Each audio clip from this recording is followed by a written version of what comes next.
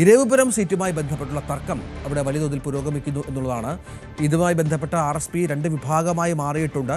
കൊല്ലത്ത് 3 മണ്ഡലങ്ങളാണ്, ചവറ, ഒപ്പം കുന്നത്തൂർ, കൂടാതെ ഇരവിപുരം. ഇവിടെ കുന്നത്തൂരിൽ ഉല്ലാസ് കോവൂരും ചവറയിൽ ഷിബു ബേബിജോടും മത്സരിക്കുമെന്ന കാര്യം ഉറപ്പായിട്ടുണ്ട്. ഇരവിപുരത്ത് NK പ്രേമേന്ദ്രൻ്റെ മകനെ സ്ഥാനാർത്ഥിയാക്കണമെന്ന ആവശ്യം ഒരു വിഭാഗം ഉന്നയിച്ചിട്ടുണ്ട്. പ്രേമേന്ദ്രനും ഇതിനോട് ചേർന്ന് നിൽക്കുന്നു എന്നാണ് മനസ്സിലാകുന്നത്. പക്ഷേ ജില്ലാ കൗൺസിലിൽ അടക്കം ഈ വിഷയത്തിൽ തീരുമാനമായിട്ടില്ല എന്നുള്ളത് പ്രധാനപ്പെട്ട ഒന്നാണ്. അവിടെ ചില RYF നേതാക്കളെയാണ് പരിഗണിക്കുന്നത് എന്നുള്ളതാണ് ഏറ്റവും പ്രധാനപ്പെട്ട കാര്യം. വിനീഷ് വിവരങ്ങളുമായി ചേരും. വിനീഷ്, രണ്ടായി ഈ വിഷയത്തിൽ നിലപാടെടുക്കുന്ന RSP ആണ് നമ്മൾ കാണുന്നത്. പ്രേമേന്ദ്രൻ കൂടി ഈ വിഷയത്തിൽ മകനെ മത്സരിപ്പിക്കണമെന്നുള്ള തീരുമാനത്തിൽ തന്നെയാണോ? RSPയുടെ ആക്ടിംഗ് സെക്രട്ടറി അടക്കം ഇതിനോട് യോജിക്കുന്നില്ല എന്നാണ് മനസ്സിലാക്കേണ്ടത്, അസീസ് അടക്കം. തീർച്ചയായും അങ്ങനെ തന്നെയാണ്. ഇതിപ്പോ നിലവില് അവസാന പട്ടികയിൽ 2 പേരുകളാണ് ഇപ്പോൾ വന്നിരിക്കുന്നത്. അഡ്വക്കേറ്റ് MS ഗോപകുമാർ, അതുപോലെ തന്നെ കാർത്തിക് പ്രേമചന്ദ്രന്റെ മകനാണ്. നിലവില് അഡ്വക്കേറ്റ് MS ഗോപകുമാറിനെ അനുകൂലിച്ച് ഒരു വിഭാഗം രംഗത്തുണ്ട്.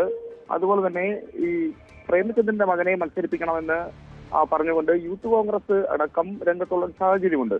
അപ്പൊ എന്തായാലും ഇത് നിലവിൽ ഈ ഒരു പ്രശ്നത്തിൽ ഒരു തീരുമാനമാകാത്തതിനെ തുടർന്നാണ് ഇന്ന് നടക്കുന്ന സംസ്ഥാന നേതൃയോഗത്തിൽ ഇതിന്റെ ഒരു അന്തിമ തീരുമാനം ആയി മാറുന്നത്. എന്തായാലും അല്പസമയത്തിനകം തന്നെ ഇതിൽ ആര് മത്സരിക്കും എന്നുള്ളതിനെ കുറിച്ച് ഈ സ്ഥാനാർത്ഥി നിർണയത്തെ ചൊല്ലിയുള്ള തർക്കത്തിൽ ഒരു തീരുമാനമാകും.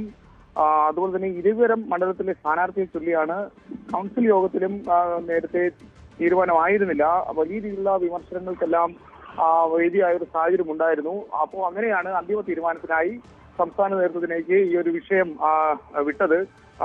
മണ്ഡലത്തിൽ തന്നെ കമ്മിറ്റിയിൽ, അവരുടെ മണ്ഡലം കമ്മിറ്റിയിൽ തെരഞ്ഞെടുപ്പ് അടക്കം നടത്തിയിരുന്നു. അതിൽ മണ്ഡലം സെക്രട്ടറി, RSPയുടെ മണ്ഡലം സെക്രട്ടറി ആയിരുന്ന N നൌഷാദിന് വലിയ മുൻതൂക്കമൊക്കെ ഉണ്ടായ സാഹചര്യം ഉണ്ടായിരുന്നു. തുടർന്നൊന്നും അങ്ങോട്ട് നൌഷാദിന്റെ പേരുകളൊന്നും തന്നെ ഉയർന്നു വന്ന സാഹചര്യവും ഇല്ലായിരുന്നു. എന്തായാലും ഇപ്പോൾ അന്തിമ പട്ടികയിൽ ഞാൻ നേരത്തെ സൂചിപ്പിച്ചതുപോലെ 2 പേരുകളാണുള്ളത്, ഗോപകുമാറിന്റെയും കാർത്തിക് പ്രേമചന്ദ്രന്റെയും. അപ്പോൾ ഇവരിൽ ആര് മത്സരിക്കണം എന്നുള്ളതിനെ കുറിച്ച് ഇന്ന് ഒരു ധാരണയാവും രഞ്ജിത്ത്.